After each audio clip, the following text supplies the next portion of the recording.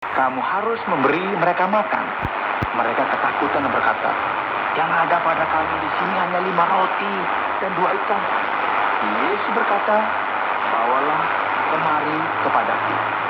Lalu disuruhnya orang banyak itu duduk di rumput. Dan setelah diambilnya 5 roti dan 2 ikan itu, Yesus menengadah ke langit dan mengucap berkat. Lalu memecah-mecahkan roti itu dan memberikannya kepada murid-muridnya. Lalu murid-muridnya membagi-bagikannya kepada orang banyak. Mengejutkan sekali, karena mujizat pelipat gandaan roti dan ikan terjadi di sini.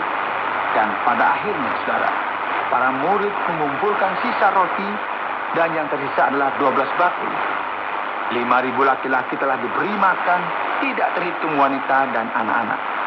Yesus menyatakan kuasanya kepada orang Yahudi di Galilea. Dan ini menarik sekali, bagaimana firman Tuhan kemudian menyatakan kuasa Yesus dan siapakah sebenarnya dia kepada orang bukan Yahudi juga. Yesus menunjukkan bahwa ia adalah Musa yang baru.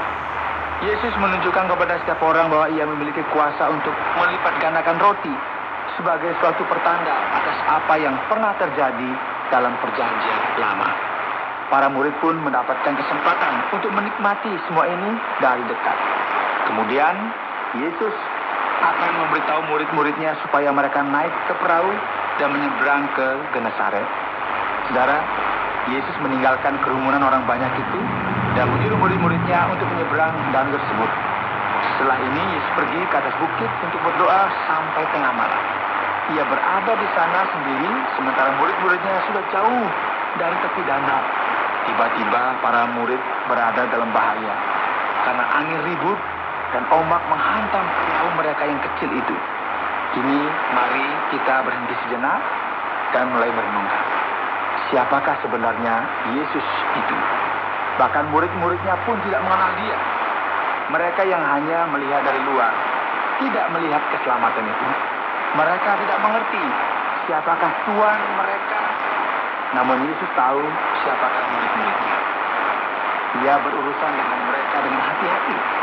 Para murid tidak peduli dengan kerumunan orang. Mereka tidak sadar dengan kerajaan sorga. Dan mereka tidak mengerti siapakah Yesus itu dan apa yang ia sedang kerjakan. Apa yang mereka pikirkan adalah bagaimana caranya untuk mereka beristirahat. Dan kini Yesus menimbulkan masalah bagi mereka. Ia menyuruh mereka ke danau, suatu tempat yang menakutkan, khususnya bagi budaya pada zaman dulu. Ini merupakan danau yang sering disebut sebagai laut. Ya. Mereka harus menyeberangi laut tersebut pada malam hari dengan badai yang menghampiri. Seringkali kita menghadapi masalah yang serius yang disebabkan oleh Allah itu sendiri. Nampaknya ya, singkatnya dalam Alkitab dikatakan, datanglah Yesus kepada mereka berjalan di atas air. Ketika murid-muridnya melihat dia berjalan di atas air, mereka terkejut dan bersentuh, itu hantu. Lalu berteriak-teriak karena takut. Tetapi segera Yesus berkata kepada mereka, tenanglah, aku ini, jangan takut. Jadi dalam waktu yang khusus ini, ketika para murid sampai kepada titik di mana mereka tidak mampu lagi, karena mereka sepanjang malam tidak tidur, capek karena memberi makan orang banyak, takut mati di saat seperti inilah, di mana Yesus memutuskan untuk dia menyatakan dirinya. Dan ini merupakan waktu yang sangat tepat, supaya mereka mengerti siapakah sebenarnya Yesus itu. Saudara, Petrus salah seorang murid Yesus yang sangat spontan dia berkata, Tuhan, apabila engkau itu suruhlah aku datang kepadamu berjalan di atas air. Kata Yesus, datanglah. Maka Petrus turun dari perahu dan berjalan di atas air mendapatkan Yesus. Bayangkan saudara, betapa luar biasanya bisa berjalan di atas air. Terkadang saya juga berpikir ya, bagaimana rasanya berjalan di atas air? Apakah terasa licin? Apakah kita bisa berdiri dengan tegak begitu?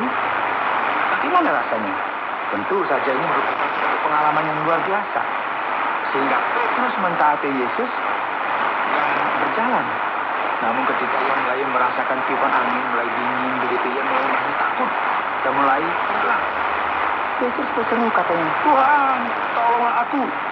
Segera Yesus mengangkat tangannya, memegang dia dan berkata, "Hai orang yang kurang percaya, kenapa kau bimbang?"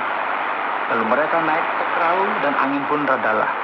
Dan orang-orang yang ada di perahu menyembah dia, katanya, "Sesungguhnya engkau anak Allah."